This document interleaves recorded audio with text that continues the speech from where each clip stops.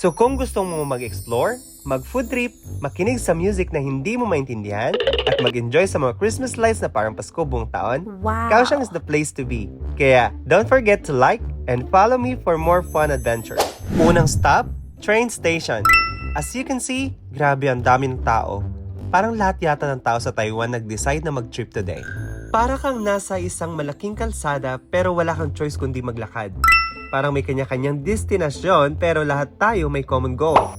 Makarating ng buhay. Pero teka lang, kahit ganito karami ang tao, huwag kang mag-alala. May mga sights, sounds at syempre, food na nag-aantay sa'yo. Kasi kung isa kang turista dito, lahat ng agos ng tao magsasanib para sa ultimate Kaohsiung experience.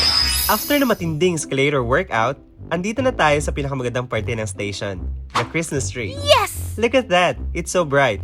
Parang hindi ko na kailangan ng flashlight. Pero seriously, tingnan niyo to. Kung hindi ka magpo-post dito, parang hindi ka na turista.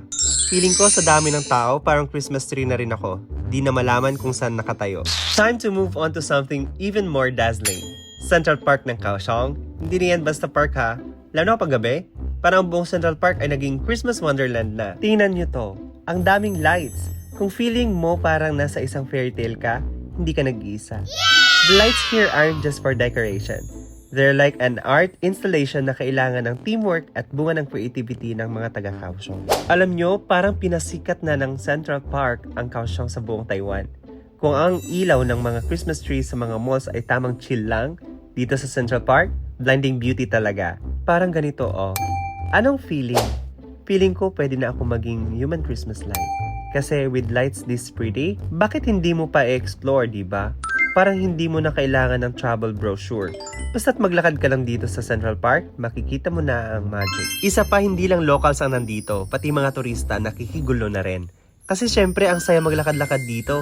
Tapos may Instagrammable moments pa sa bawat step. Parang hindi ka na lang basta naglalakad, kundi naging parte ka na ng isang light show. Okay mga guys, sa lahat ng mga lights, syempre hindi pwedeng mawala ang live concerts. Kasi sa Kaohsiung, dito sa Central Park, hindi lang ang mga ilaw ang magpapasaya sa'yo, pati ang tunog. Pero teka, may problema ako. Hindi ko maintindihan ang mga kanta. Ayan mga guys, tingnan nyo, lahat ng tao nag-enjoy sa concert. Pero kung hindi ka into sa sobrang dami ng tao, huwag mag-alala. Kasi may solusyon dyan. Kung hindi mo gusto magpakasiksikan sa harapan ng stage, may option ka naman. Mag-relax na lang at mag-enjoy mula sa malayo. Oo mga guys, may malaking screen dito. So kung ayaw mong makipagsiksikan sa gitna ng crowd at gusto mo lang chill with your family or friends, just grab a seat sa malayo. And you can watch the concert from a comfortable distance. Parang VIP na may free snacks. Imagine, nandito ka lang sa malayo, feeling mo super exclusive, tapos lahat ng kanta narinig mo pa. Tapos kung gusto mong mag-break sa crowd, pwede kang magbalik sa comfy mode. Makakain pa ng Taiwanese street food habang nandun lang. Parang perfect combo, diba?